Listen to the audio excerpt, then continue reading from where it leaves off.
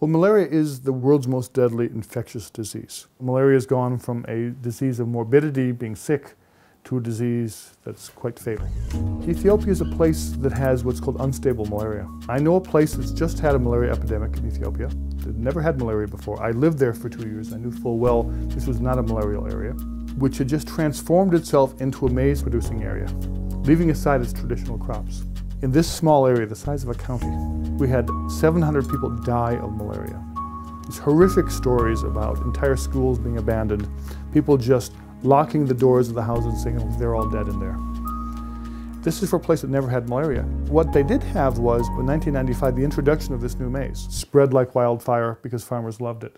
Maize does not cause malaria, but maize increases the mosquito population. When those new types of maize shed their pollen was precisely the time the mosquitoes were laying their eggs. Maize produces huge amounts of pollen, a perfect food source for microorganisms. If you think of maize pollen as the fertilizer for mosquitoes, it's an accelerant, like putting kerosene on a fire. The mosquito population is what determines the likelihood of transmission of malaria. And so that's why we chose the area to look at the maize. Here was what seems to be that overlapping of the two factors.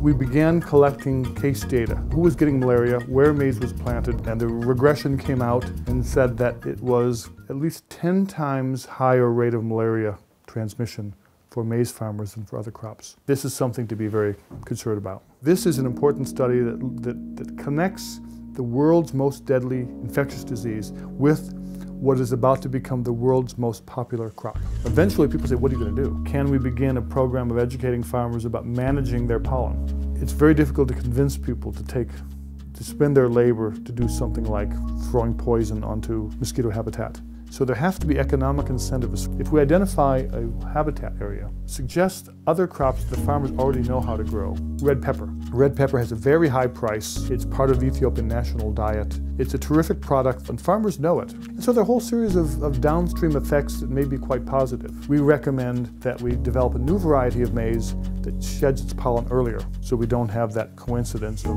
pollen and the larva. This is potentially a way of reducing malaria in that area if enough farmers cooperate. It's a long road, and so you cross your fingers.